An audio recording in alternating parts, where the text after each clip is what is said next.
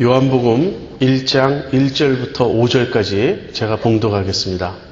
태초에 말씀이 계시니라. 이 말씀이 하나님과 함께 계셨으니 이 말씀은 곧 하나님이시니라. 그가 태초에 하나님과 함께 계셨고 만물이 그로 말미암아 지은 바 되었으니 지은 것이 하나도 그가 없이는 된 것이 없느니라. 그 안에 생명이 있었으니 이 생명은 사람들의 빛이라.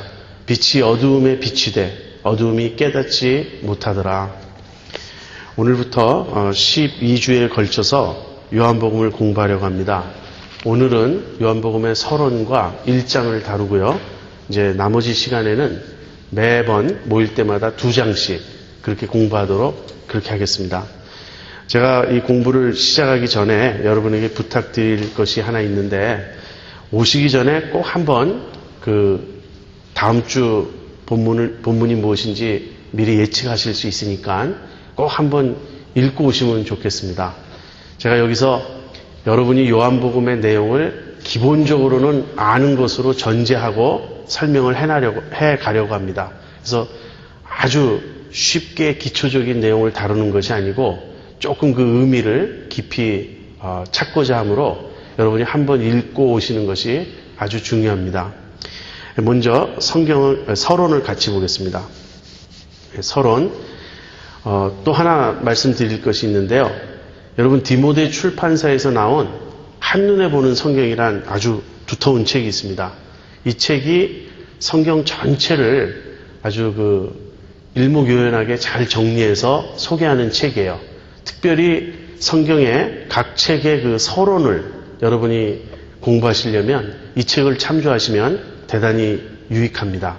조금 두텁고 비싸지만 충분히 투자할 가치가 있다고 생각해요. 자, 요한복음의 서론, 먼저 저자와 기록 연대를 살펴보겠습니다. 요한복음의 저자는 예수님의 제자인 사도 요한이다. 하지만 그 최종 형태에는 그의 제자들을 중심으로 한 요한 공동체의 참여가 있었다.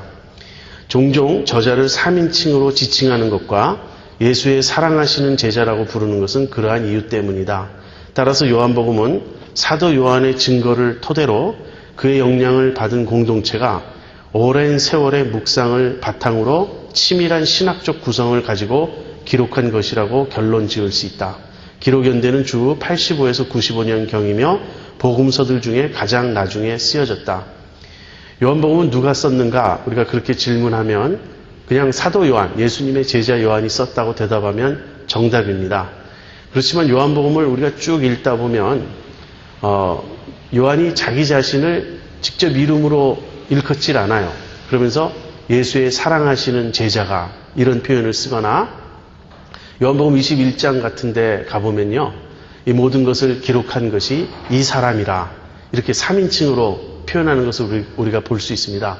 그렇기 때문에 이 최종적인 형태에는 사도 요한 외에 누군가 이 글을 다듬고 보태고 한 그런 작업을 한 것을 우리가 알 수 있어요. 학자들은 보통 그러한 작업이 요한 공동체에서 이루어졌다고 그렇게 말합니다.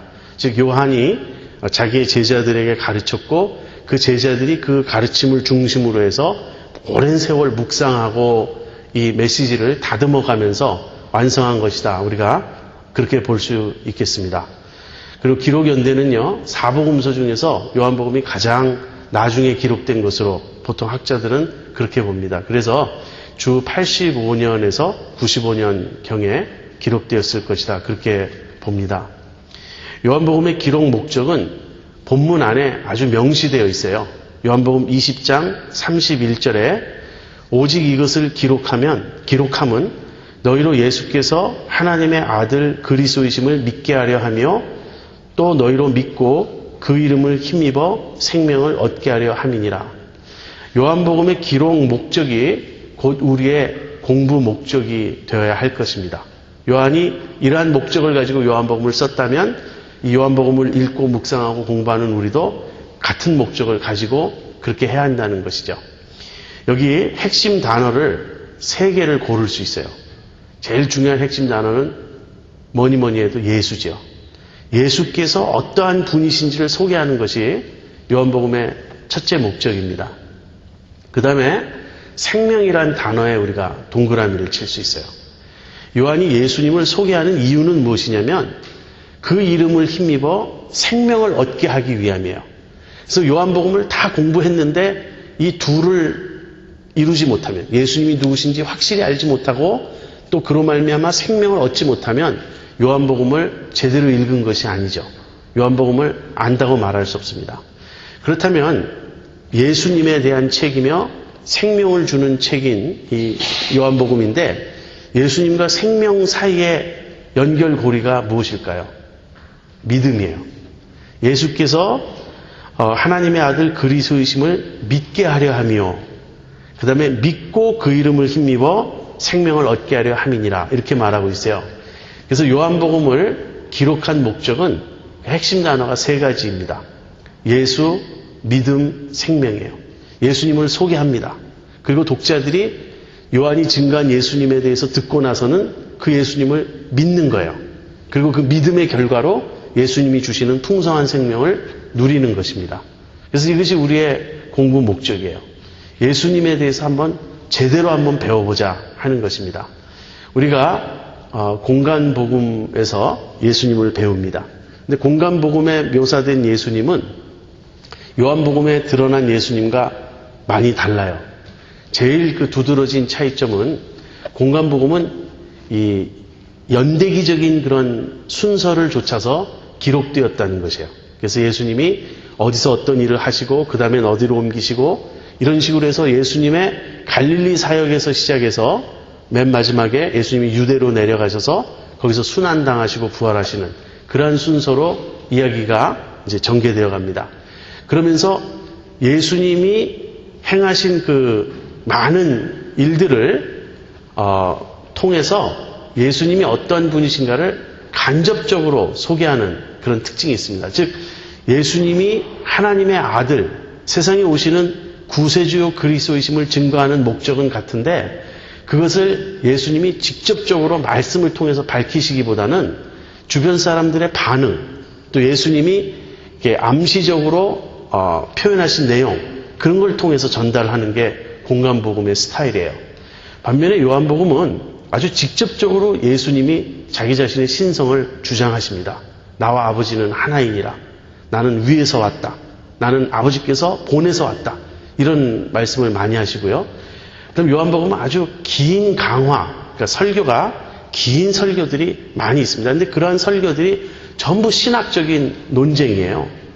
그래서 우리가 이러한 요한복음의 특징을 알고 요한복음을 깊이 묵상해 보면 이렇게 표현하면 어쩔지 모르지만 예수님의 자의식에 도달할 수 있다는 거예요. 예수님 스스로는 자기 자신을 어떻게 생각하셨나? 예수님은 자기를 어떠한 분이라고 주장하셨나? 이것을 우리가 요한복음을 통해서 밝히 배울 수 있습니다. 그러므로 얼핏 보면 요한복음이 상당히 쉬운 책처럼 보이는데 쓰여진 그 용어도 수가 많지 않고요. 아주 구조가 간단해 보이고 그러는데 사실은 상당히 깊이 있는 책이며 요한복음을 우리가 깊이 묵상할 때 어떤 그러한 신앙의 깊은 차원에 들어갈 수 있다고 우리가 그렇게 말할 수 있습니다. 그래서 예수님에 대해서 제대로 한번 공부해보자. 그리고 예수님에 대한 우리의 믿음과 헌신, 예수님에 대한 우리의 신앙을 한번 새롭게 다져보자. 그리고 정말 예수님의 생명을 체험해보자. 이것이 이번 12주 동안 요한복음을 공부하고자 하는 목적입니다. 요한복음의 특징, 아주 중요한 특징을 한두 가지 소개한다면요. 요한복음에는 예수님의 신성을 나타내기 위한 7개의 표적이 등장합니다. 물로 포도주를 만든 그런 기적부터 시작해서 예수님이 5,000명을 먹이신 그런 일도 나오고요. 특별히 죽은 나사로를 다시 살리시는 그런 기적이 요한복음에 소개되는데 맨 마지막에 그 에필로그에 등장하는 그 기적을 빼면 그것은 후대에 이렇게 요한이 아니고 요한 아닌 다른 사람이 덧붙인 것으로 우리가 보기 때문에 그렇다면 이 7개의 기적이 나오는 거예요. 그리고 요한은 이 7개의 기적을 소개하면서 이것을 표적이라는 단어로 부르고 있습니다. 표적은 어떤 의미인가? 표적이라는 말은요. 기적 그 자체가 목적이 아니라 기적을 통해서 무엇을 보여주시고자 하셨다는 거예요. 그래서 이 7개의 기적 사건, 7개의 이 표적들은 전부 예수님이 어떠한 분이신가를 보여주는 어떤 예수님의 신성을 증거하는 그러한 기적들입니다. 그리고 예수님께서 나는 어떠한 자이다. 이렇게 영어로는 I am 그렇게 말씀하시는, 헬라어로는 에고 에이미 그렇게 나오는데요. 그런 식의 표현을 7번을 하십니다. 사실은 7번보다 더 돼요. 그런데 그 중에 3번은 10번을 말씀하시는데 그 중에 3번은 나는 무엇이다 뒤에 따라 나오는 것이 없이 그냥 나는 이다로 끝나는 그런 표현들이에요. 그래서 그것을 절대적 I am 용법이라고 하는데 그 3가지는 제가 여기서 지금 말씀드리지 않습니다. 다만 나는 무엇이다라고 뒤에 따라 나오는 그런 어떤 단어가 있을 때, 그래서 그 7개의 나는 무엇이다라는 진술을 통해서 예수님이 직접 자기 자신이 어떠한 존재인지를 밝히시는 거예요. 그래서 요한복음을 읽어보면 그 7개의 표적과 7개의 I am statement, 나는 누구다라는 진술이 함께 어울려서 이제 예수님을 보여주면서 그런 것들이 이렇게 서로 얽혀서 긴 강화가, 긴 설교가 뒤따라오는 거예요. 또는 예수님의 그 나는 누구다라는 그 진술이 긴 강화 중에 나오기도 하고요. 자, 그러면 개요를 살펴보겠습니다. 그 요한복음의 구조는 어떻게 되어 있는가? 여러분, 구조를 대강만이라도 머리에 넣어두시길 바랍니다. 그래야 우리가 각 본문을 묵상해 갈 때 지금 전체에서 어디쯤 지나고 있는지 방향 감각을 잡을 수가 있죠. 요한복음은 크게 4수로 나눌 수 있어요. 근데 그 중에 맨 앞에 1장 1절부터 18절 프롤로그와 그다음 21장, 맨 뒤에 21장 에필로그를 따로 떼어놓으면 그저 크게 2부분으로 나뉩니다. 1장부터 12장까지고요. 그 다음 13장부터 이제 21장 전까지, 그러니까 즉 20장까지 이렇게 크게 둘로 나눌 수 있는데요. 이 맨 앞에 1장 1절부터 18절 프롤로그의 핵심 내용은 말씀이 육신이 되셨다. 즉 성육신을 가리킵니다. 그리고 21장 에필로그의 내용은 이제 베드로를 회복시켜서 그에게 새롭게 사명을 주시는 이야기가 담겨 있어요. 자, 그래서 맨 앞과 뒤 프롤로그와 에필로그를 제외하고요. 그 중간을 볼 때 처음 1장부터 12장까지를 우리가 예수님의 공적 사역이라고 부를 수 있습니다. 이 말은 무슨 말이냐면 예수님의 사역의 주된 대상이 그 공중이라는 거예요. 대중이라는 거예요. 이스라엘 사람들, 유대인들을 상대로 예수님이 공적으로 사역을 하시는 겁니다. 그래서 이 1장부터 12장까지 공적 사역은요, 예수님이 자신을 이스라엘에게 드러내시는 그런 사역이고요. 여기에 7개의 표적이 나오기 때문에 이 부분을 다른 말로 표적의 책이라고도 합니다. 그런데 이 전반부에 예수님의 사역을 예수님이 어느 지역에서 사역을 했는지를 알면 또 많은 도움이 돼요. 그래서 제가 여러분 그 강의 안에는 갈릴리는 갈자로, 유대는 유자, 사마리아는 사자로 이렇게 뒤에 붙여놓은 것이 그 지역을 가리키는 거예요. 그런데 그 표적의 책, 공적 사역 부분을 또 셋으로 나누면요. 1장 19절부터 4장까지 예수님의 초기 사역이 되겠습니다. 이 초기 사역에는 세례 요한과 예수님의 최초의 그 제자들의 증언이 나오고요. 그 다음에 여러분이 잘 아시는 가나의 혼인잔치 이야기, 또 예수님이 예루살렘 성전을 청결케 하시는 그런 사건, 또 그 유명한 니고데모와의 대화, 또 사마리아 수가성의 여인과의 대화, 이런 내용들이 이 초기 사역에 포함이 됩니다. 그 다음 5장부터 10장까지 이제 좀 긴 부분인데요. 이 부분은 예수님이 사역을 하시되 절기를 중심으로 이렇게 그 사역이 이루어지는 걸 볼 수 있어요. 그래서 5장에서는 안식일에 예수님이 병자를 고치신 일 때문에 유대인들과 이제 논쟁이 벌어지는 그런 게 있고요. 그 다음에 6장에는 이제 유월절 때 예수님이 갈릴리에서 5,000명을 먹이시고 그 5,000명을 먹이신 사건을 이제 계기로 해서 생명의 떡 논쟁이 벌어지기도 하고, 다음에 7장부터 10장 21절까지는 초막절에 예수님이, 초막절 또는 장막절이라고 하죠. 그때 예수님이 예루살렘에 올라가셔서 거기서 또 유대인들과 특별히 그 지도자들과 논쟁하고 부딪히는 그런 이야기가 나옵니다. 그리고 마지막으로 10장 마지막 부분에 수전절 이야기가 잠깐 포함이 되는데요. 이 수전절은 그냥 초막절 사건에 이어져서 덧붙여져 있습니다.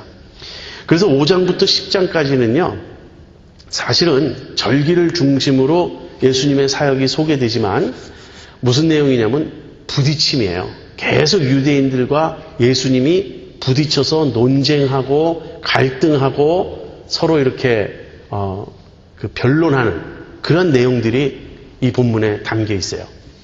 그 다음 표적의 책의 맨 뒷부분 11장, 12장은 예수님이 예루살렘으로 올라가시기 전에 그 최후를 준비하시는 그런 내용입니다.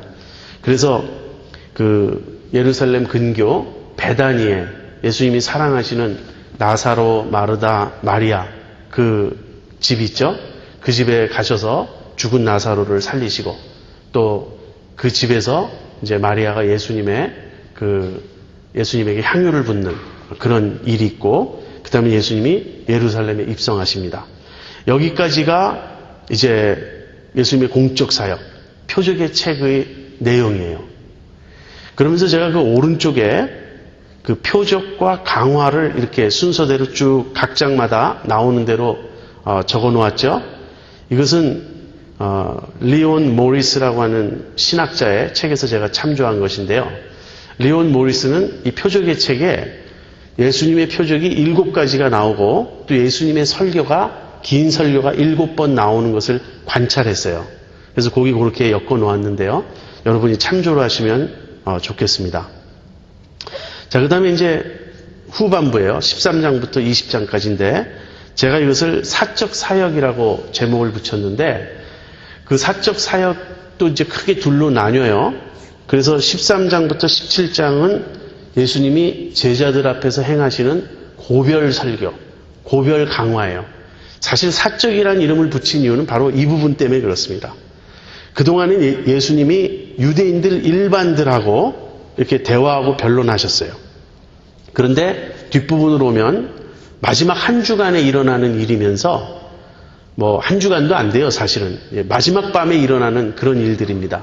그러면서 제자들에게 집중적으로 하신 말씀을 여기 담고 있기 때문에 제가 사적 사역이라고 제목을 붙인 거예요. 그렇지만 순환과 부활은 사적인 게 아니고 또다시 공적인 것이라고 우리가 말할 수 있겠죠. 그래서 이 뒷부분을 예수님이 자신의 정체를 밝히 드러내신 부분이라 그래서 영광의 책이라고 그렇게 제목을 붙입니다. 영광이란 말은 뒤에서 좀 더 설명하겠지만 드러내시는 거예요. 예수님이 어떠한 분이신지 자기의 그 어떤 실체를 밝히 드러내시는, 뭘 통해서 드러내시죠? 십자가를 통해서, 또 부활을 통해서.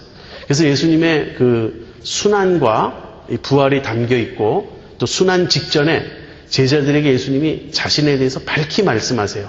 내가 아버지께로부터 와서 이제 아버지께로 돌아가고자 한다. 그래서 예수님이 자기를 드러내셨다고 해서 이 부분을 영광의 책이라고 제목을 붙입니다. 이 뒷부분은요, 6월절 절기를, 이 절기의 그 기간 동안에 일어난 일로 제가 여기 유대라고 썼는데 더 정확히는 전부 예루살렘에서 일어난 그런 일들입니다. 자, 그리고 마지막으로 21장 에필로그가 있어요. 여러분, 그 요한복음의 큰 구조가 이렇게 머릿속에 그려집니까? 맨 앞과 뒤에 1장 앞부분과 21장에 각각 성육신과 베드로의 회복을 다룬 프롤로그와 에필로그가 나와요. 그리고 이제 나머지 대부분의 내용은 1장부터 12장, 표적의 책. 그래서 예수님이 초기 사역이 있고 절기를 중심으로 유대인들과 계속해서 변론하는 그런 내용이 있고 이제 예루살렘으로 올라오실 준비를 하는 그 내용이 그 안에 있어요. 그리고 13장에서 20장 뒷부분은 영광의 책으로서 예수님이 특별히 제자들에게 고별 설교를 길게 하시고 그 다음에는 십자가의 순환을 겪으시고 부활하시는 그 내용이 담겨 있습니다. 자, 이제 이런 개요를 머리에 담고서요, 이제 요한복음 1장으로 우리 들어가 보도록 그렇게 하겠습니다. 1장은 크게 둘로 나뉩니다. 프롤로그 1절부터 18절이 있고요. 그 다음에는 19절부터 51절까지는 이제 그 나머지인데 최초의 증인들의 그 증언이 담겨 있습니다. 그래서 이것을 차례대로 살펴보려고 하는데요. 먼저 1절부터 5절, 아까 우리가 성경 공부 시작할 때 읽은 그 본문을 한번 생각해 보겠습니다. 이제 요한복음 1장 1절부터 18절 이 프롤로그는요, 이제 거기 내용을 우리가 크게 둘로 나눌 수 있습니다. 하나는 그러니까 셋으로 나눌 수 있어요. 그 중간에 세례 요한 이야기가 들어가 있어요. 세례 요한이 6절부터 8절의 내용이 나오고요. 그 다음 15절에 한 절 더 세례 요한 이야기가 나오는데 저는 6절부터 8절과 15절은 묶어서 설명할 수 있다고 생각해요. 그렇다면 세례 요한의 등장을 사이에 두고 중간에 끼고 그 이전 1절부터 5절까지 그 다음에는 9절부터 마지막 18절까지 이렇게 크게 양쪽으로 나뉘죠. 이 양쪽으로 나뉜 것이 전부 예수님에 대한 이야기예요. 그런데 세례 요한의 등장 이전에는 역사 이전에 계신 예수님을 설명합니다. 예수님의 사역이 역사 속에서 시작될 때는 세례 요한이 먼저 등장하죠. 그러니까 중간에 6절에서 8절까지 세례 요한이 등장한 이후에 9절부터 나머지 18절까지의 내용은 세례 요한에 뒤따라서 역사 속에 역사의 무대에 등장하신 예수님의 모습을 다루어요. 그래서 여러분이 그 프롤로그도 그렇게 구분하시면 되겠습니다. 1절부터 5절까지는 예수님에 대한 내용인데 무엇이냐면 역사로 들어오시기 전에 역사 이전에 영원한 가운데 계신 예수님은 어떤 분이신가를 설명해요. 그리고 6절부터 8절 그리고 한 절 뒤에 떨어져 있는 15절을 합쳐서 중간에 세례 요한 이야기가 있습니다. 그 다음에 9절부터 마지막 18절까지 예수님에 대한 두 번째 이야기가 나오는데 이것은 역사 안에 들어오셔서 활동하시는 그 예수님의 모습이에요.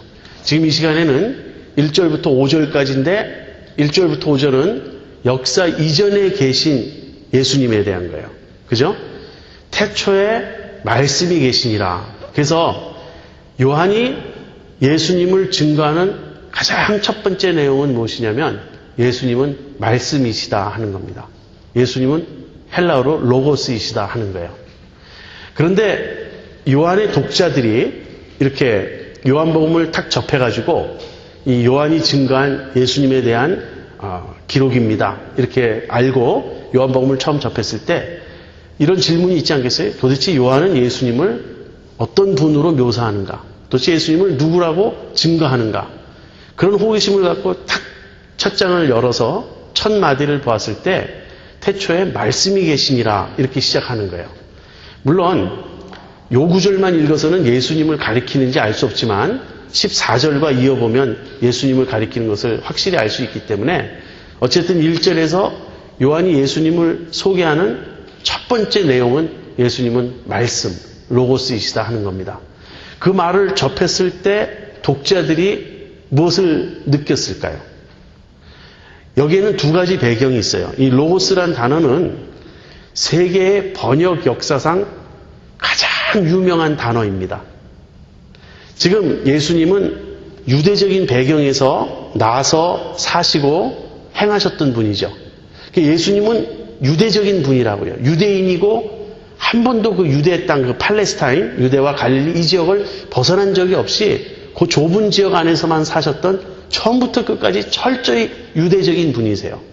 이 유대적이신 예수님을 이 유대 밖에서, 이 이스라엘 밖에서 그 당시 전 세계 문화와 언어가 헬라 문화와 헬라어로 통일되어 있는 그 세상에 소개할 때 요한이 찾아낸 단어가 무엇이냐면 로고스라는 단어였어요.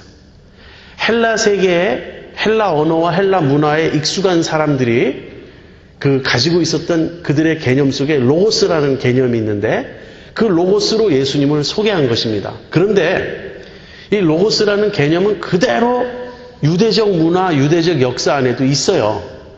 그래서 유대적인 문화와 헬라적인 문화, 두 서로 다른 이 세계가 무엇으로 연결될 수 있냐면 로고스라는 이 한 단어로 연결될 수 있는 거예요.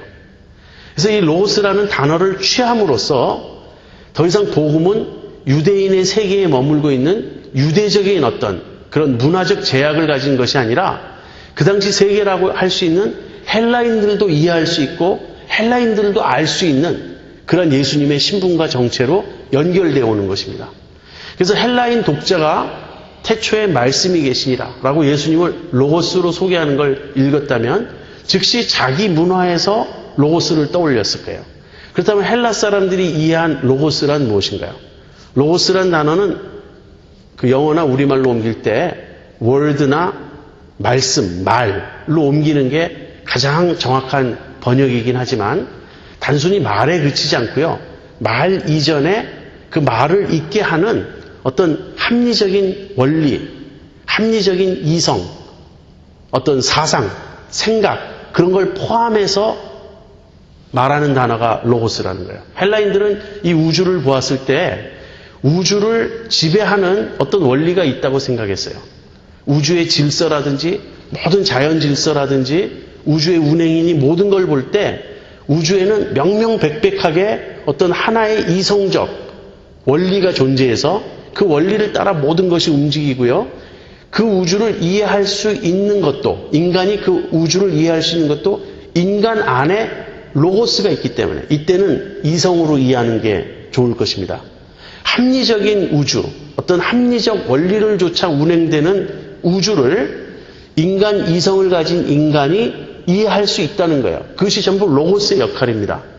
그런데 이 로고스를 원리나 이성으로 번역하기보다는 말로 번역하는 게 더 정확한 이유는 항상 그러한 원리나 이성이 말로 표현된 것을 로고스라고 한다는 거예요. 그러니까 헬라인들은 자기들이 생각하는 이 우주의 가장 기본적인 원리, 가장 기본적인 어떤 그 합리성, 그것이 말로 표현되는 것인데 그 실체가 예수님으로 나타나셨다. 이렇게 깨닫게 되겠죠. 그런데 유대인 독자가 이걸 읽었다면 이 말이라는, 말씀이라는 단어로 유대적 배경을 생각했을 것입니다. 사실은 유대적 배경이 더 우선이에요. 그것을 헬라적 배경에 소개한 것이죠. 유대적 배경은 뭐죠? 구약에는 하나님께서 말씀으로 천지를 창조하시잖아요. 그래서 하나님께서 가라사대, 우리말 가라사대는 좀 옛 번역이지만 영어로는 God said, 하나님께서 말씀하시니 그러면 빛이 있으라 하시면 빛이 있었고, 그렇죠? 그래서 유대인들에게는 하나님께서 천지를 창조하신 것은 말씀으로 창조하신 거며 말씀을 통해서 창조하신 거예요. 그러면서 유대인들의 그 신학이 점점 발전해 오면서 어떤 개념을 갖게 되냐면 지혜라는 것을 생각하게 됩니다. 지혜란 무엇이냐? 지혜란 태초에 하나님이 천지를 창조하실 때 하나님과 함께 있었다는 거예요. 그리고 하나님께서 이 지혜를 통하여 모든 우주 만물을 창조했다는 거예요. 그러니까 하나님의 말씀이든 하나님의 지혜든 이 하나님의 속성이면서 하나님께서 그것을 통해서 모든 일을 하시는 어떤 하나님의 에이전트, 대행자 노릇을 하는 그런 존재라는 거죠. 그래서 그 지혜, 그 말씀이 인격으로 등장하신, 인간의 몸으로 등장하신 분이 예수님이다 하는 것입니다. 자, 굉장히 어렵게 느껴지죠? 그렇지만, 아무튼 예수님은 구약적으로 설명한다면 하나님의 말씀, 하나님의 지혜가 구약시대에는 하나님의 말씀, 하나님의 지혜가 하나님과 구별되는 인격을 가진 존재라는 것을 미처 깨닫지 못했는데 인간의 몸을 입고 나오신 이 세상에 오신 예수님을 보니까 그걸 알게 되는 거예요. 그래서 예수님을 볼 때 이렇게밖에 표현할 수 없는 겁니다. 하나님이 인간으로 오셨다. 어떻게 달리 설명할 수가 없는 거예요. 그리고 이 헬라인들의 입장에서 볼 때는 우주적인 로고스가 인간의 몸으로 오셨다. 그렇게밖에 이해할 수 없는 것입니다. 자, 그런데 이 말이라는 단어에 대해서 한번 좀 생각해 보십시오. 태초에 말이 있었다. 여러분, 말이라는 건요, 인격을 전제로 합니다. 그렇죠? 만약에 인격이 전제되지 않은 어떠한 소리가 있다면 그것은 말이 아니에요. 그것은 그냥 시끄러운 소리일 뿐이지, 어떤 그냥 음성일 뿐이지 말이 되지 않습니다. 말이라는 것은요, 의미를 담고 있어야 말이 되는 거예요. 어떤 기능을 해야 그것이 말이 되는 것이죠. 그러니까 말이 있었다라는 말은 그 말 뒤에 인격이 있었다라는 것입니다. 하나님은 인격적인 분이세요. 이것이 굉장히 중요한 진리입니다. 사실 요즘에 기독교와 타 종교 간에, 특별히 이제 기독교, 유대교, 이슬람교, 이거를 한 뿌리에서 나온 유실론 종교라고 보니까 이런 이 아브라함의 신앙, 그죠? 아브라함의 자손들로 이루어진 거니까 이 아브라함의 신앙 말고 다른 모든 세계관과 종교들은 하나님을 인격으로 보지 않습니다. 이 자연주의적인 세계관은요, 하나님이 없다고 말하는 거예요. 이 자연이 전부라고 말하는 겁니다. 그런데 자연이 전부이되 그 자연이 신이라고 부르는 세계관을 범신론이라 그러는 거예요. 힌두교적인 그런 개념이죠. 그런데 그런 모든 다른 사상, 다른 종교는요, 하나님을 인정하지 않거나 하나님을 인정해도 그 하나님을 인격적인 분으로 보지 않습니다. 비인격적인 분으로 봐요. 그렇다면 의식이란 무엇인가? 우리가 의식을 가지고 있잖아요. 우리는 생각하고 있고 나 자신이 어떤 존재인지 의식하고 있고, 근데 이 의식은 물질에서 파생됐다고 보는 것입니다. 그러므로 결국 모든 것이 귀착된다면 물질뿐이라고 하는 그 사고방식으로 가게 되는 거예요. 여러분, 이 세상에 물질이 전부라면 인격적인 존재인 우리들은 무한한 외로움을 느낄 것입니다. 인격이 존재 질서에서 물질보다 상위 개념이에요. 태초에 인격이 있었다는 겁니다. 물질은 오히려 성경적인 입장에서 본다면 물질이 인격에서 나왔어요. 인격이신 하나님이 물질을 창조했어요. 그것이지 물질에서 파생된 것이 인격이고 의식이 아니라는 거예요. 여러분, 우리는 느끼지 않습니까? 우리는 생각하지 않습니까? 우리는 판단하고 우리는 대화하기를 원합니다. 교제하기를 원합니다. 우리는 인격적인 존재들이에요. 태초에 인격이 계셨습니다. 그리고 그 인격이신 그분이 말씀이셨어요. 그래서 말씀이라고 우리가 말을 할 때는 그 뒤에 인격이 계시다는 걸 우리가 알 수 있고요. 또 하나 생각할 거는 말이라는 것은 독백이 아닌 이상 항상 다른 대상과 교제하는 것 아닙니까? 의사소통하는 것 아닙니까? 그리고 태초에 말씀이 계셨다라는 말은요, 그 말씀이신 하나님은 교제하시는 하나님이시라는 거예요. 하나님 안에서, 삼위 하나님이시기 때문에 하나님 안에서 교제하시고 또 우리를 창조하신 목적은 우리와 교제하시기 위함입니다. 그래서 이 세상을 바라보면서 이렇게 생각하셔야 옳습니다. 이 세상의 궁극적인 실제, 그러니까 영어로 ultimate reality, 자꾸 제가 여러분이 평소에 쓰지 않는 단어를 쓰는 것 같아서 좀 죄송하긴 한데 이런 걸 좀 생각해 보실 필요가 있습니다. 이 세상이 겉으로 드러난, 눈에 드러난 것이 전부가 아니지 않겠는가? 이 세상의 가장 근원적인 실체는 무엇일까? 우리가 이렇게 질문할 때요, 거기에는 말씀이 계시다는 거예요. 예수님이 말씀이셨어요. 이 말씀이 태초부터 계셨던 겁니다. 그래서 첫 번째, 이제 역사 이전에, 역사에 들어오시기 이전에 계신 예수님을 말씀이라고 소개한 후에 말씀에 대한 여러 가지를 설명하는데 그 다음 설명은 태초에 계셨다는 거예요. 여기서 태초란 말은요, 창세기 1장 1절에 하나님께서 태초에 천지를 창조하실 때, 즉 시간과 이 물질이 존재하면서부터 시작된 그 태초 이전의 태초를 말합니다. 즉 창조가 있기도 이전에, 사실 이전이라는 말 자체는 시간적인 개념이니까 정확하지가 않아요. 어쨌든 태초라고 하는 것은 그 영원전을 말하는 거예요. 그 영원전. 그래서 이것을 영어로 pre-existence라고 그러죠. 선제, 미리 계셨다. 예수님은 어떤 분이냐 이렇게 질문할 때 예수님은 미리부터 계셨던 분입니다. 여러분, 성경을 읽어보면 예수님이 내가 온 것은, 인자가 온 것은 나는 이러이러하러 왔노라, 이런 표현을 하시죠. 즉 예수님은 오셨다라는 표현을 쓰세요. 이 표현이 이상하지 않나요? 여러분, 우리 중 어느 누구도 이 세상에 태어난 것을 내가 왔다고 표현하는 사람은 없습니다. 왜? 우리는 오지 않았어요. 우린 태어나 보니까 있는 거지, 우리가 이 세상에 태어나기 이전부터 존재했다가 이 세상에 오기로 결정하고 온 사람은 우리 중에 아무도 없습니다. 부모님이 우리를 낳아주셨으니까 우린 존재하기 시작한 거예요. 물론 하나님이 창조하셨지만. 근데 예수님은 오셨다라는 표현을 많이 쓰셨습니다. 무슨 말씀입니까? 예수님은 이 세상에 오시기 이전부터 존재하셨다는 거예요. 그럼 도대체 그 이전은 어딘가, 언제부턴가? 태초에. 예수님은 영원 전부터 선지하신 분이시고요. 태초에 말씀이 계시니라 이 말씀이 하나님과 함께 계셨으니 그 하나님과 분리되죠. 구별되죠. 이 말씀은 곧 하나님이시니라. 여기 예수님은 예수님 자신이 하나님이시면서 또 하나님과 함께 계셨다라고 표현해요. 예수님이 말씀이 곧 하나님이시다 이렇게 말할 때는 예수님이 신적 존재, 신성을 가지신 하나님이시란 뜻이고요. 그럼에도 불구하고 하나님과 함께 계셨다라는 말은 성부이신 아버지 하나님과 구별되는 존재라는 뜻이죠. 그래서 이 예수님은 어떤 분이신가? 예수님은 영원 전부터 태초부터 계신 로고스 말씀이시고 예수님은 하나님이시고 또 하나님과 함께 계셨던 분입니다. 사실 이 말 한마디 한마디가 너무 엄청나요. 이건 하나님에 대한 묘사죠. 그런데 인간 예수가 그런 분이라고 요한은 증거하고 있는 겁니다. 그러면서 그 다음에는 만물이 그로 말미암아 지은 바 되었다. 즉 창조주셨다는 거예요. 근데 그로 말미암아 영어로 through라는 그런 전치사가 쓰이고 있는데요. 그래서 하나님께서 예수님을 통해서 창조하셨다는 뜻이에요.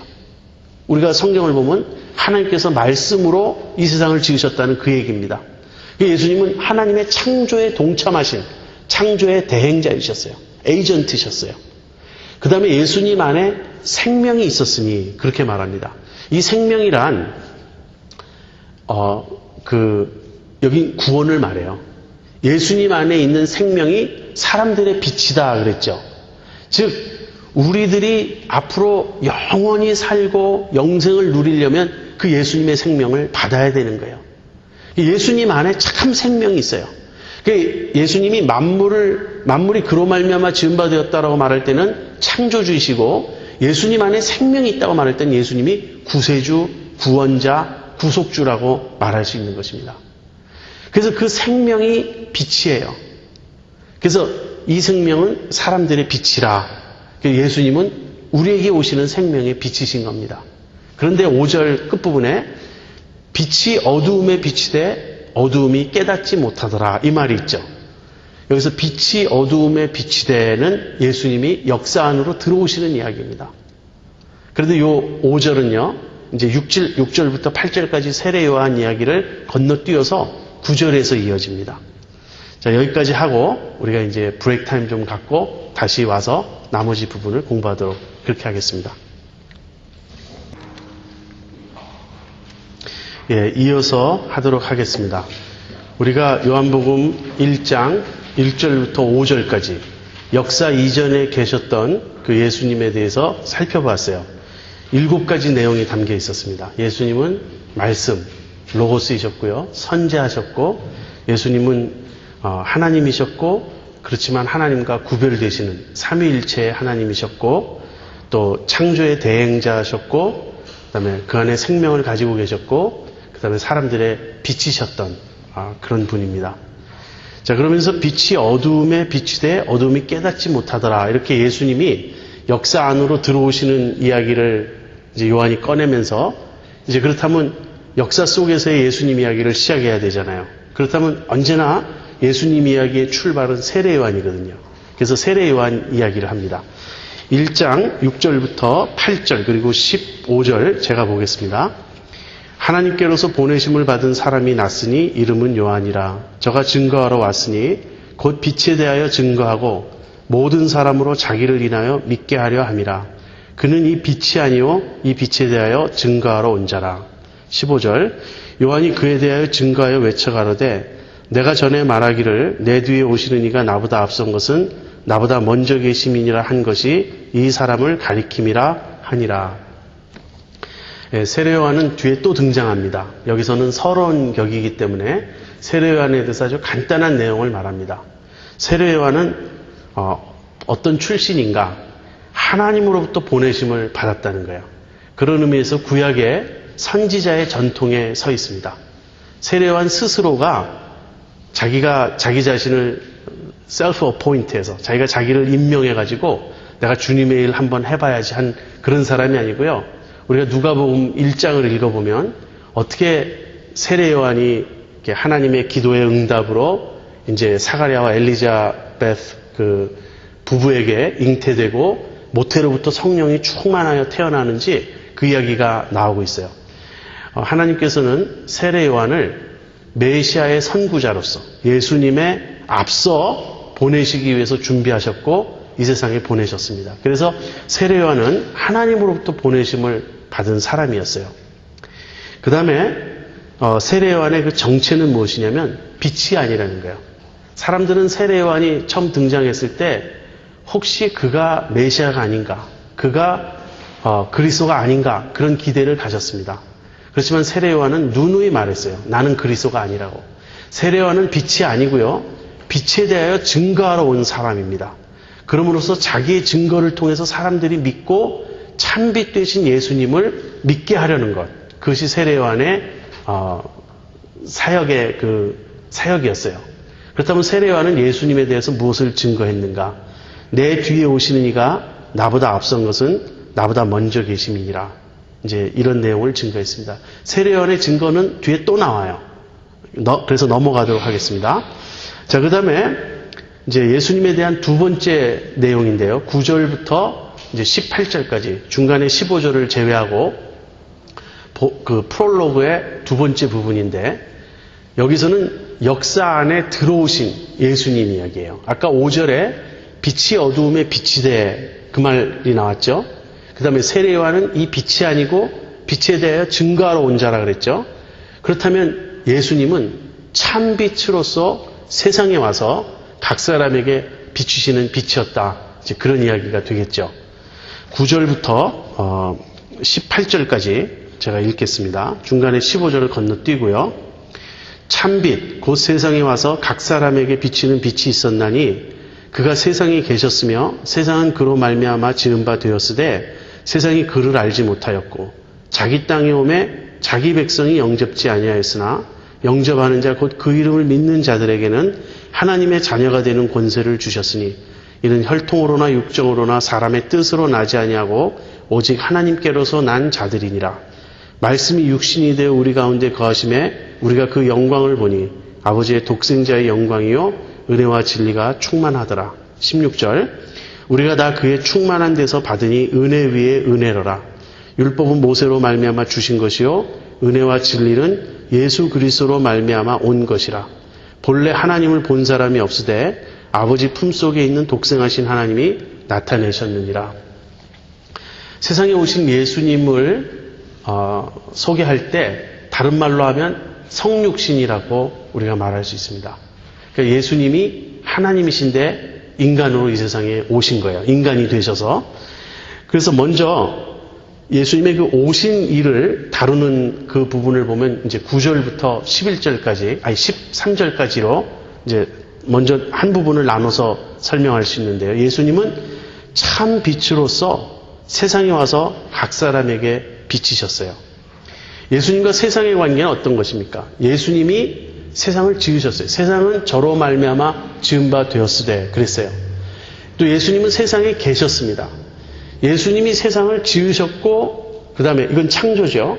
세상에 계셨다라는 말은 무엇인가? 예수님이 세상에 계셨다라는 말은 계속 세상을 운행하시고 붙잡고 계셨다라는 거예요. 그것은 섭리라고 합니다. 영어로 섭리라는 말은 하나님께서 이 우주의 운행과 역사의 진행에 무관하지 않으시고 그것을 주관하시고 이끌어 가시고 그 모든 것을 당신의 뜻대로 이루어 가신다는 그런 뜻입니다. 그래서 예수님은 세상을 지으셨고 세상을 섭리하시고 세상 안에 계셨어요. 그런 관계예요. 예수님과 세상은 한마디로 창조주와 피조물의 관계인 거예요. 그런데 세상이 그를 알지 못했어요. 여기서 세상이란 자연계를 말하지 않고요. 이제 사람들을 말합니다. 세상 사람들이 예수님을 몰랐어요. 그 다음에 자기 땅에 오매 그랬죠. 여기 자기 땅, 자기 백성은 특별히 이 세상 안에서도 하나님께서 택하신 이스라엘을 말합니다. 일반적으로 세상도 예수님을 몰랐지만 자기 땅에 오매 자기 백성이 영접지 않았어요. 예수님은 누구신가? 예수님은 참 빛으로서 각 사람에게 비치는 생명의 빛이에요. 그런데 세상도 예수님을 모르고 자기 백성도 영접지 않았어요. 그렇지만 영접하는 자가 있었다는 겁니다. 그래서 이 영접하는 자들에게는 하나님의 자녀가 되는 권세를 주셨어요. 영접한다는 말은요, 곧 그 이름을 믿는 자들에게는 그렇게 말하고 있습니다. 그 말은 무슨 뜻이죠? 예수님의 이름을 믿는다라는 말은요, 예수님이 어떠한 분이신지를 인정한다는 거예요. 바로 지금 요한이 설명한 이대로 하나님으로부터 이 세상에 오신 생명의 빛 되심을 인정하고 받아들이는 것이 영접하는 것이고 그 이름을 믿는 것입니다. 그렇게 예수님을 믿고 받아들이는 자들에게는 하나님의 자녀가 되는 권세를 주셨어요. 그것은 이제 뒤에 3장에 가서 어떻게 하나님의 자녀로 거듭나는지 이제 그 설명으로 이어집니다. 그래서 예수님이 세상에 왔는데 세상은 두 가지로 반응하는 거예요. 한쪽은 거부하는 겁니다. 그러나 일부이지만 믿는 자들, 영접하는 자들이 있었어요. 지금도 마찬가지입니다. 지금도 예수님에 대한 반응은 둘로 나뉘어요. 거부하거나 영접하거나. 근데 영접하는 자들은 하나님의 자녀가 돼요.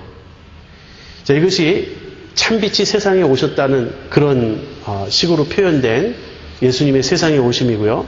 14절부터는 이제 성육신에 대해 보다 더 구체적으로 설명을 합니다. 말씀이 육신이 되어 우리 가운데 거하심에, 창세전에, 태초전에 계셨던 그 영원한 하나님이시며 영원히 하나님과 함께 계셨던 그 로고스께서, 그 말씀께서 육신이 되어 우리 가운데 거하심에, 이렇게 말하고 있어요. 여기 육신이란 단어는요, 몸이란 단어, 인간이란 단어보다 더 물질적인 느낌을 줘요. 왜 그런지 아세요? 그 당시 요한복음이 쓰여지던 이 상황에서는 영지주의적인 사고방식의 그 초창기 형태가 널리 퍼져 있었습니다. 헬라인들은 물질은 악하고 이 영혼은 좋은 것이라고 하는 이원론적인 사고방식을 가지고 있었습니다. 그렇기 때문에 어떤 인류를 구원하는 구세주가 온다면 인간의 몸으로 올 수 없다고 생각하는 거예요.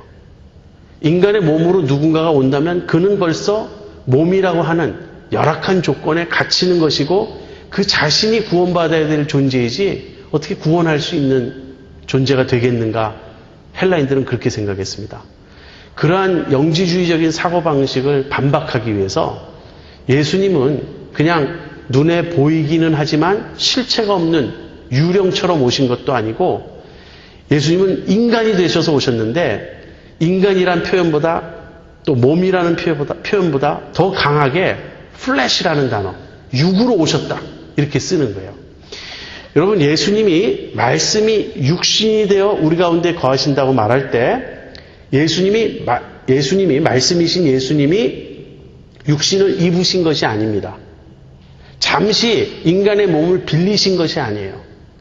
인간이 되신 겁니다. 말씀이 육신이 되신 거예요. 이게 신비예요. 여러분, 우리가 나중에 재림하실 예수님 만나고 천국에서 또는 새하늘과 새 땅에서 예수님과 함께 영원한 그 구원의 삶을 살 때 예수님은 그때도 인간이십니다. 예수님은 영원히 하나님이시면서 동시에 인간이 되신 거예요. 영어로 God-man입니다. 하나님, 인간, 이 양면을 다 갖추신 분이 되셨어요. 역사 속에 한 번 들어오심으로써, 한 번 인간이 되심으로써 영원히 예수님은 인간이 되신 거예요. 그래서 하나님과 인간이 만나는 접촉점이 되신 것입니다. 그래서 말씀이 육신이 되어 우리 가운데 거하심에라고 말할 때 이 거하심에라는 단어는요, 우리에게 오셔서 이 장막을 치시고 천막을 치시고 우리와 함께 하셨다, 그런 의미가 있어요. 그래서 말씀이 육신이 되어 우리 가운데 거하심에 우리가 그 영광을 보니 아버지의 독생자의 영광이요 은혜와 진리가 충만하더라, 이렇게 말하고 있죠. 예수님이 오셨어요. 근데 예수님을 보니까 하나님 아버지의 독생자로서의 모습이 보이는 거예요. 그것이 아버지의 독생자의 영광이요라는 말이에요. 그러면서 그 모습 속에 은혜와 진리가 충만했어요. 자, 이게 무엇을 의미하는가? 여러분, 말씀이 육신이 되어 우리 가운데 오셔서 장막을 펴심에, 이제 그런 뜻이라 그랬죠. 이 장막이라는 말이 나오면 유대인들은 뭘 생각하죠? 출애굽 사건을 생각하는 거예요. 출애굽하고 광야를 지날 때 유대인들은 거기 장막을 세웠습니다. 이 장막을 세웠을 때 그 장막 안에 하나님의 영광이 가득했어요. 이 구름과 연기로 이 성막이 가득 차 있었죠. 그러면서 그 성막의 가장 그 깊은 곳에 지성소 안에 언약궤가 놓여 있고요. 그 언약궤의 뚜껑이 속죄소라는 거죠. 그 속죄소 위에 그룹의 형상의 조각이 있는데 두 그룹이 마주보는 그 사이에 하나님의 영광이 임재했다고 성경은 말해요. 그 영광을 쉐키나 글로리라 그럽니다. 쉐키나라는 말은 머문다는 뜻이에요. 하나님이 거기 머무셨다는 거예요. 근데 하나님이 머무실 때 그 모습이 영광의 모습으로 드러나신 거예요. 그러니까 말씀이 육신이 되어 우리 가운데 거하심에 우리가 그 영광을 보니라고 말할 때는 바로 광야에서 유대인들이 지은 성막에 연기와 구름으로 가득히 임재하셨던 그 하나님의 영광이 이제 실제로 우리 가운데 드러나셨다. 그런 의미가 있는 것입니다. 그래서 그 아버지의 독생자의 영광이요, 은혜와 진리가 충만하다고 말할 때 은혜와 진리도 그 배경에서 이해를 해야 합니다.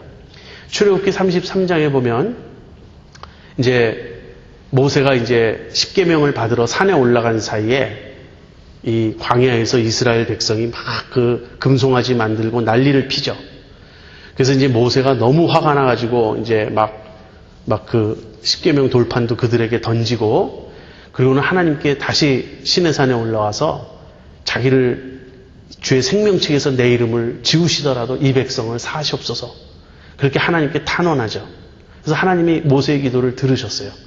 그 다음에 모세가 하나님께서 나와 함께 가지 아니하시면 저는 더 이상 갈 수 없습니다. 이 백성을 이끌고 더 이상 갈 수 없습니다. 그럴 때 하나님이 내가 너와 함께 갈 것이다. 자꾸 약속을 해요. 근데 모세의 소원이 있었어요. 모세가 하나님을 한번 뵙게 해 주십시오. 그렇게 간청을 합니다. 그래서 하나님께서 내가 너에게 내 모습을 보이는데 내 앞모습은 보일 수 없다. 내 앞모습을 보고는 아무도 살 수 없다는 거예요. 그래서 내가 내 앞을 지나가면서 내 모습을 보여줄 터인데 나의 뒷모습만 내가 볼 것이다. 내가 내 앞을 지나갈 때 너를 바위 틈에 내가 숨기고 내 손으로 너를 눌러서 이렇게 가려서 내 앞모습은 보지 못하고 내가 지나간 후에 내 손을 치워서 내가 나의 뒷모습을 보게 할 것이다. 그렇게 하나님 말씀하셨어요. 그것이 그렇게 하나님의 모습을 보는 것을 영광이라 그럽니다. 그러니까 하나님의 영광을 보여주셨어요. 아주 이 뒷면만. 그런데 하나님이 지나가시면서 여호와로라 여호와로라 여호와로라 그러면서 인자하시고 노를 영원히 품지 아니하시고 그렇지만 죄를 반드시 벌하시고 이런 하나님에 대한 묘사가 쭉 나와요. 그리고 맨 마지막으로 인자와 진실이 풍성하신 하나님이시다. 그렇게 말합니다. 여기 인자와 진실이라는 단어를 헬라어로 번역하면 은혜와 진리라는 단어가 되는 거예요. 지금 아버지의 독생자의 영광이요 그랬죠. 예수님이 하나님의 그 유일하신 아들로서의 영광을 보여주셨는데 그 영광을 보니까 모세가 시내산에서 보았던 하나님의 그 뒷모습과 같았다는 거예요. 은혜와 진리, 다시 말하면 하나님의 인자와 하나님의 진실하심을 보여주셨다는 거예요. 여기서 인자라는 말은요, 언약적인 사랑을 말합니다.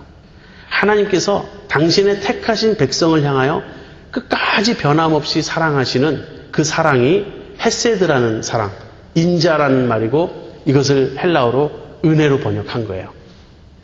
그리고 여기 진실이라는 말은요, 충성을 말합니다. 언약의 신실하심, 끝까지 언약을 지키시는 그 하나님의 성실하심이에요. 그것을 진리라는 단어로 번역한 것입니다. 그래서 예수님을 볼 때 사람들은 무엇을 보았냐면 하나님 아버지의 아주 독생하신 아들로서의 영광을 보았고 그 아들로서의 영광 속에 은혜와 진리가 충만한 것을 보았습니다. 그리고 마지막 18절에 이렇게 말해요. 본래 하나님을 본 사람이 없으되 아버지 품속에 계신 독생하신 하나님이 나타내셨느니라.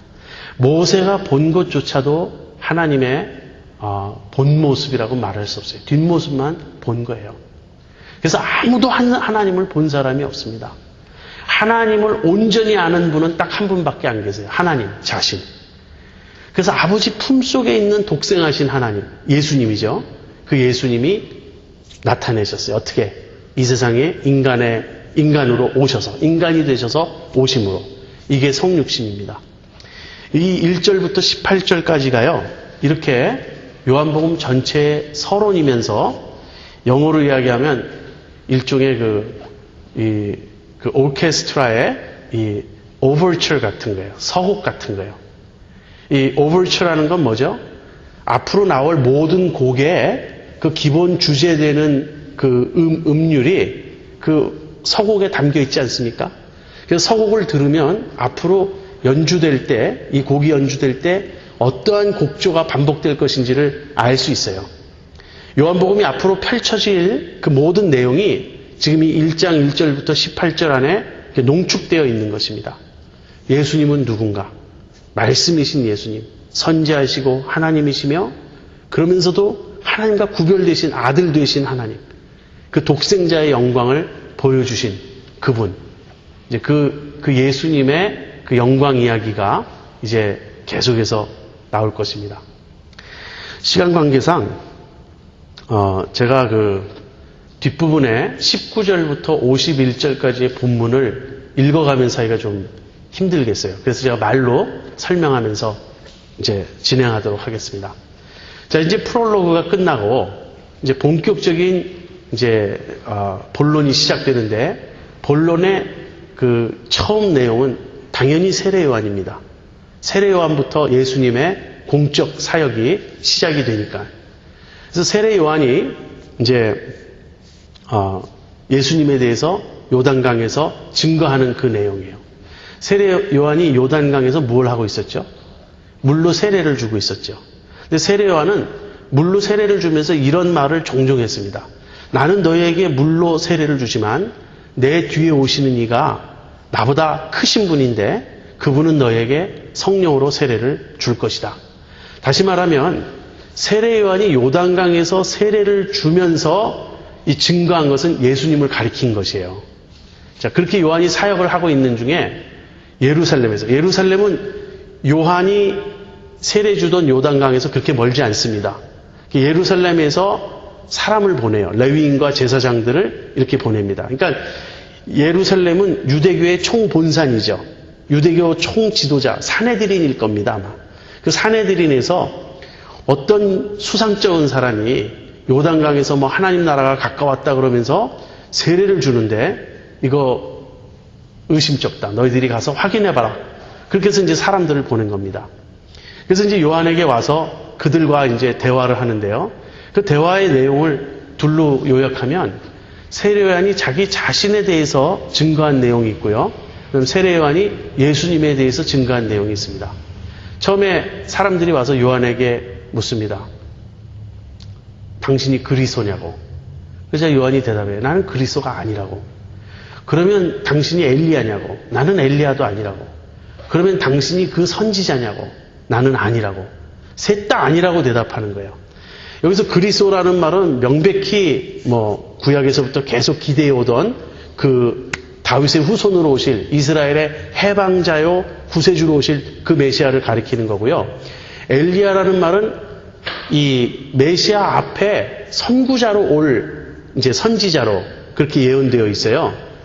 그 다음에 그 선지자라는 말은 신명기 18장 15절에 모세가 하나님께서 너희 중에서 나와 같은 선지자 한 사람을 일으킬 것이니 너희는 그의 말을 들어라.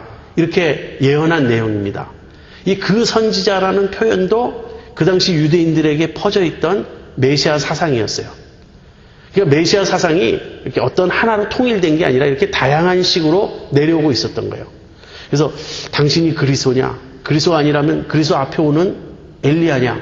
그도 아니라면 혹시 모세가 오리라고 예언한 그 선지자냐? 다 아니라는 거예요. 그러면 너는 내게 대하여 무엇이라고 말하느냐? 넌 누구냐? 우리가 돌아가서 우리를 보낸 자들에게 대답할 말이 있어야 되지 않겠느냐? 그랬을 때 세례요한은 나는 선지자 이사야가 말한 것처럼 광야에서 외치는 자의 소리다. 이렇게 대답을 합니다. 세례요한은 자기 자신을 광야에서 외치는 자의 소리라고 소개를 합니다. 여러분, 이사야 40장에 외치는 자의 소리여 말하라. 뭘 말하라고 합니까? 모든 육체는 풀과 같고 그 영광은 풀의 꽃과 같으니 꽃은 떨어지고 풀은 마르니 여호와의 입김이 그 위에 불미라. 그 예언이에요. 근데 광야에서 외치는 자라는 말은요, 이런 뜻입니다. 이사야서 40장을 우리가 이렇게 보면요, 거기 복음이 나와요. 기쁜 소식을 전하는 이야기가 나옵니다. 이사야서 40장에 나오는 기쁜 소식은 포로로 끌려갔던 유대 백성이 바벨론으로부터 돌아올 날이 있을 것이라는 그 소식이었어요. 그런데 이사야는 바벨론 포로에서 돌아오는 그 귀환의 기쁜 소식을 무엇으로 내다보았냐면 장차 메시아가 오셔서 죄의 포로가 된 하나님의 백성을 그 죄로부터 건져내시는 구원으로 연결해서 본 것이에요. 그러니 포로에서 돌아올 때 누군가 앞서서 광야를 지나면서 이제 귀환하고 있다. 하나님의 백성이 돌아온다. 이렇게 외치는 자의 소리가 이 복음의 그 선구자로서의 소리라면 마치 그것처럼 광야에서 메시아가 오실 것을 세례요한이 외친다는 그런 뜻이죠. 그래서 이사야가 말한 그 예언의 성취로 자기 자신을 생각하고 있습니다. 그런데 우리가 공간복음을 보면 예수님은 세례요한을 엘리야라고 말씀하셨어요. 그런데 왜 세례요한은 자기 자신을 엘리야라고 인정하지 않는 것일까? 아마도 그 당시 퍼져 있던 이 유대인들의 그릇된 메시아 사상에 동조하지 않았기 때문일 것입니다. 예수님도 자기 자신을 다윗의 후손인 것은 인정하셨지만 스스로는 자기 자신을 다윗의 후손이라고 직접 말씀 안 하셨어요. 남들이 예수님을 향해서 다윗의 후손이요 이렇게 부를 때는 예수님이 긍정하셨지만 스스로는 예수님 자신을 다윗의 후손으로라고 말씀하시지 않았습니다. 왜 그렇습니까? 그 당시 유대인들의 가진 그 메시아 사상은 다윗의 후손처럼 군사적, 정치적 어떤 그런 파워를 가지고 와서 다윗처럼 이민족을 모두 멸하고 실제로 이스라엘을 강력한, 부강한 독립국가로 세울 메시아를 기대했기 때문이에요. 예수님은 그런 일 하시러 오시는 메시아가 아니셨거든요. 예수님은 자기 백성을 저희 죄에서 구원하실 분이었어요. 이와 같이 백성들의 메시아 기대와 예수님이 메시아 되심이 서로 달라요. 그렇기 때문에 요한도 사람들이 당신이 엘리야냐? 그랬을 때 내가 엘리야다. 그러면 그 뒤에 올 메시아를 그런 식으로 오해할 수 있기 때문에 아마도 아니라고 하지 않았나. 뭐 이것은 추측이지만 그런 쪽으로 해석을 한번 해봅니다. 아무튼 세례요한 자신은 자기가 엘리야가 아니라고 말했지만 뒤에 가서 예수님은 너희가 아무튼 세례요한이 엘리야라고 너희가 받아들인다면 바로 그가 엘리야라고 그렇게 말씀하셨습니다. 아무튼 세례요한은 자기 자신에 대해서는 자기가 메시아가 아님을 분명히 밝혔고요. 예수님의 선구자로서 특별히 무슨 이야기를 하냐면 내 뒤에 오시는 이가 나보다 크시다. 그 얘기를 여러 차례 말합니다. 그러면 예수님에 대해서는 뭐라고 증거하느냐? 세상 죄를 지고 가는 하나님의 어린 양이라고 예수님에 대해서 말합니다. 사실 이 말은 쉬운 말은 아니에요. 아주 설명이 복잡한데 제가 복잡하게 설명하지 않고요. 아무튼 세례요한은 예수님의 정체를 정확히 꿰뚫어 보고 있었습니다. 예수님은 우리의 죄를 해결하시기 위해서 오시는 하나님의 어린 양이십니다. 그리고 세례요한이 예수님에 대해서 또 하나 밝히는 것은 그는 성령으로 세례를 주실 분이다 하는 거예요. 나는 물로 세례를 주지만 내가 주는 것은 성령으로 세례를 주실 분을 예표하기 위한 것일 뿐이다. 물이 중요한 게 아니라는 거예요. 성령이 중요한 겁니다. 그래서 나는 물로 세례를 주지만 내가 물로 세례를 주는 이유는 이것이 완전하기 때문이 아니라 완전한 성령으로 세례를 주시는 분을 증거하기 위해서 미리 그 일을 하고 있는 것이다. 이제 그렇게 세례요한이 증거했습니다. 자, 여기서 여러분 사람들이 세례요한에게 이 질문하죠. 너는 내게 대하여 무엇이라고 하느냐? 너는 누구냐? 그럴 때 세례요한이 당당하게 대답합니다. 나는 누구라고. 여러분은 어떻게 대답하시겠습니까? 세상 사람들이 여러분에게 당신은 누구요? 당신은 당신에 대해서 뭐라고 말하겠소? 이렇게 질문하면 여러분 어떻게 대답하시겠습니까? 물론 우리는 세례요한처럼 하나님의 특별히 보내심을 받은 사람은 아니에요. 그렇지만 우리도 나는 예수 믿는 사람이요. 나는 예수님의 증인이요. 나는 예수님의 제자요. 이렇게 담대히 말할 수 있어야 되겠어요. 우리에게 있어서 제일 중요한 것은 어떤 세상의 직업적 신분이 아니지 않습니까? 내가 세상에서 무엇을 하느냐, 그것도 물론 중요하겠지만 그보다 더 중요한 신분은 하나님과의 관계에서 내가 하나님의 아들이요, 딸이요, 예수님의 증인이요, 제자라는 그 신분 아니에요? 그래서 우리가 세례요한에게서 이걸 배울 수 있어야 되겠어요. 자, 세례요한이 자기 자신에 대해서 겸손하게 사람들이 혹시 당신 메시아 아니요? 이렇게 기대하고 있을 때 아닌 줄 알면서도 여운을 남기면서 계속 인기를 누리려 하지 않았어요. 세례요한은 사람들의 어떤 그릇된 기대를 사정없이 깨버리고 나는 아니라고. 메시아와 나는 어느 정도 차이가 있냐면 나는 메시아의 신들매를 푸는 일도 감당할 수 없다고. 그렇게 자기를 낮췄습니다. 그리고 오실 그분은 누구냐면 세상 죄를 지고 가는 하나님의 어린 양이요 성령으로 세례 주시는 분이라고 이렇게 증거를 했습니다. 그런데 이때 세례 요한의 증거를 듣고 예수님을 따르게 된 두 사람이 있었어요. 즉 세례 요한의 제자 중에 두 사람이 세례 요한의 말을 듣고는 예수님에게로 찾아온 겁니다. 그래서 예수님에게 찾아오니까 예수님이 이렇게 물으세요. 너희가 무엇을 구하느냐? 그랬더니 랍비 어디 계시오니까 이렇게 반문해요. 그래서 예수님이 와보라 이렇게 말씀하셨습니다. 세례 요한의 두 제자가 예수님을 찾아간 목적이 무엇이겠어요? 세례 요한의 증거 때문이죠. 즉 이분이 정말 세상에 오시는 구세주이시구나, 이분이 그리스도이시구나 하는 것을 깨달았기 때문에 오게 된 거예요. 그런 기대를 가지고. 그런데 예수님이 어디 머무시냐, 예수님과 함께 있고 싶다고 그랬을 때 이제 예수님이 허락하셨거든요. 와보라고. 그런데 그 중에 한 사람이 누구냐면 안드레였어요. 그럼 또 다른 한 사람은 누굴까요? 성경에 나오지 않아요. 그렇지만 아마도 사도 요한이었을 거라고 생각해요. 충분히 그럴 가능성이 있습니다. 어쨌든 두 사람 중에 한 사람이 안드레인데 안드레가 그 다음날 자기 형제 시몬을 찾아갑니다. 자기 형 시몬을 찾아가서 우리가 메시아를 만났다 그래요. 그러면서 자기 형을 데리고 옵니다. 그러자 예수님이 시몬이 자기에게 오는 것을 보시고 너를 게바라 할 것이다. 베드로란 말이죠. 게바는 아람어고 베드로는 헬라어예요. 둘 다 반석이란 뜻을 가진 그런 단어입니다. 그래서 안드레가 예수님을 만나고 자기 형에게 전도를 했고요. 형도 예수님에게 와서 예수님의 제자가 되었습니다. 그 다음에는 예수님이 이제 갈릴리로 가시려고 그래요. 지금은 유대 요단강 근처에 계셨는데 갈릴리로 가시려고 하다가 이제 누굴 만나시냐면 빌립을 만나세요. 빌립은 이 안드레와 베드로와 한 동네 베세다 사람이라 그럽니다. 즉 갈릴리 출신이에요. 근데 빌립을 만나셔서는 나를 좇으라 하십니다. 그래서 빌립이 예수님을 따른 후에 누굴 또 만나냐면 나다나엘이라는 사람을 만나요. 그래서 나다나엘에게 모세가 율법에 기록하고 선지자가 기록한 그 사람을 내가 만났다.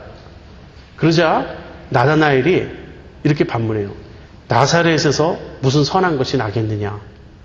예, 두 가지 의미가 있습니다. 첫째는 예수님이 오시면, 메시아가 오시면 베들레헴에서 태어난다고 하셨는데 왜 나사렛이냐 하는 의미일 수 있고요. 또 하나는 나사렛은 그만큼 후미진 곳이에요. 그런 총구석에서 어떻게 메시아가 날 수 있겠느냐 이런 의미겠죠. 그러자 빌립도 이렇게 말합니다. 와보라. 그래서 나다나엘을 끌고 예수님에게 오세요. 그런데 나다나엘을 한 번도 만난 적이 없는 예수님이 나다나엘을 보면서 이렇게 말씀하십니다. 저는 참 이스라엘 사람이라 저 속에 간사한 것이 없다. 그러니까 나다나엘이 궁금하죠. 한 번도 만난 적이 없는 저를 어떻게 아십니까? 그래서 예수님이 빌립이 너를 부르기 전에 내가 무화과 나무 아래에 있을 때 내가 이미 너를 보았다.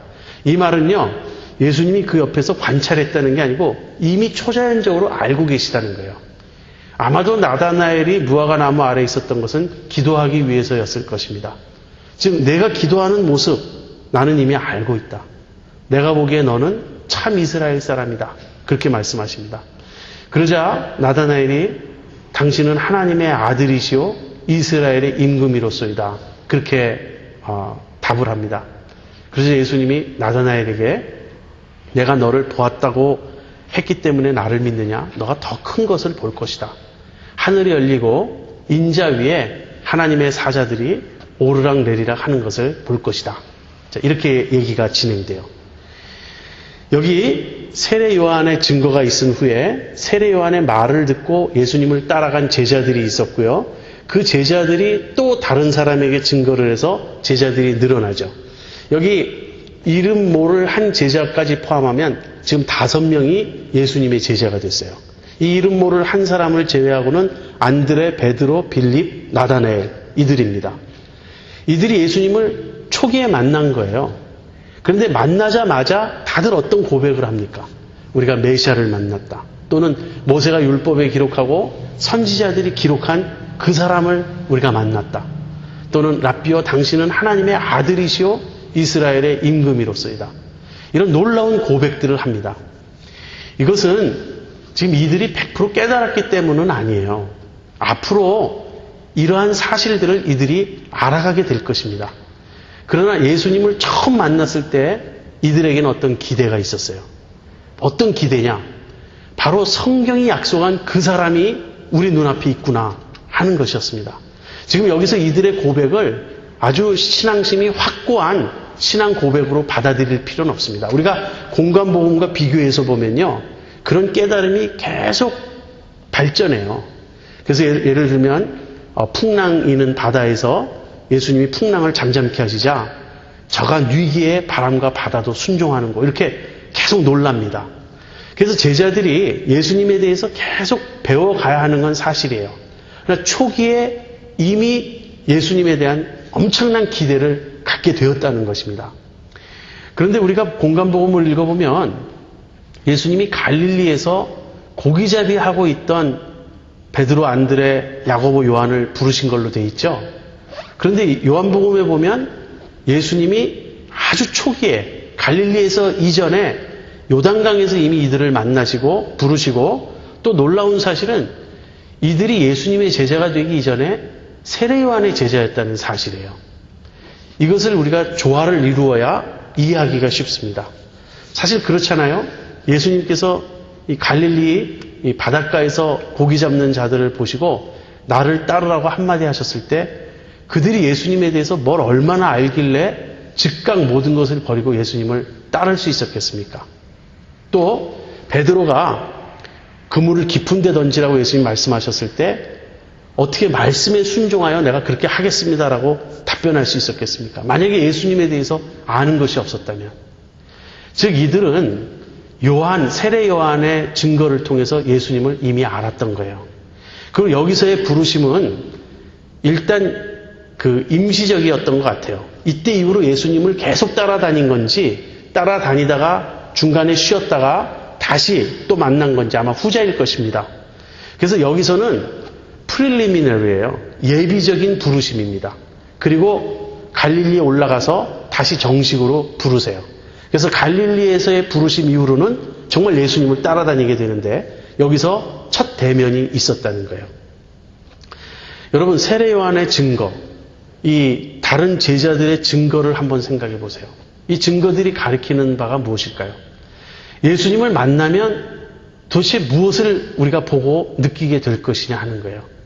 물론 모든 사람이 예수님을 만날 때 똑같은 것을 보고 똑같은 것을 느끼지 않습니다. 사실은 자기 땅에 오면 자기 백성이 영접지 않았어요. 너무나 많은 사람은 예수님이 누군지 알지도 못했고 예수님을 대적하고 거부했습니다. 아니면 무시하거나. 그러나 믿음의 눈을 가진 사람들, 하나님이 그 눈을 열어주신 사람들에게는 예수님은 하나님이셨어요.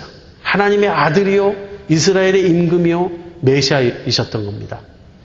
그래서 예수님과의 만남은 바로 그러한 눈떠감의 시작이에요. 여러분 우리가 지금까지 살아오면서 예수님 믿고 얼마나 사셨습니까? 그런데 그냥 위에서부터 교리적으로 주입된 내용, 우리가 신앙 고백처럼 늘 반복하는 그런 표현들, 그런 게 아니라 실제 예수님을 만나고 너무나 놀라워서 과연 이런 존재가 있을 수 있을까 하는 그런 깨달음 속에서, 경이감 속에서 예수님을 발견하고 알아가고 예수님을 더 믿게 된 그런 체험이 있으신가요? 지금 우리에게 필요한 것은 바로 그런 체험이에요. 그래서 마지막에 저는 예수님의 신성을 이렇게 이해합니다.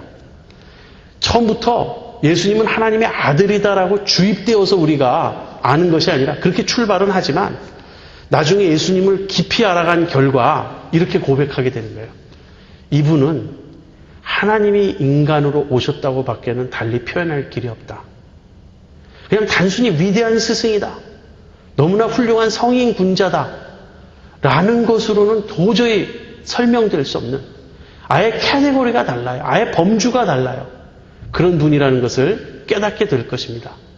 요한은 이미 그 깨달음의 자리에서 요한복음을 써나가고 있기 때문에 처음부터 예수님이 로고스이시며 태초에 계셨으며 그런 이야기를 쓰는 것이죠.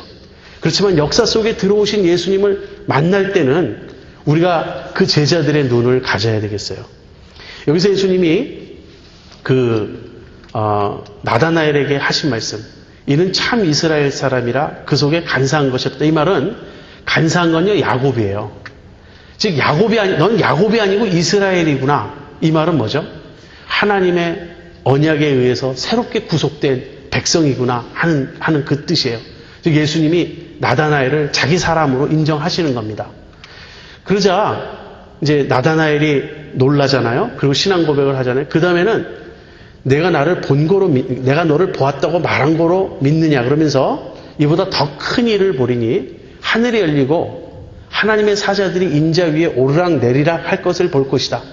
이거는 야곱의 광야 체험이죠. 야곱이 광야에서 경야할 때 그날 밤에 하늘 문이 열리고 천사들이 오르락 내리락 하는 걸 보죠. 그리고 여기가 하나님의 집이구나. 그래서 베델이라고 그 장소의 이름을 짓죠. 무엇입니까? 바로 광야에서 야곱 위에 임하셨던 하나님이시라는 거예요.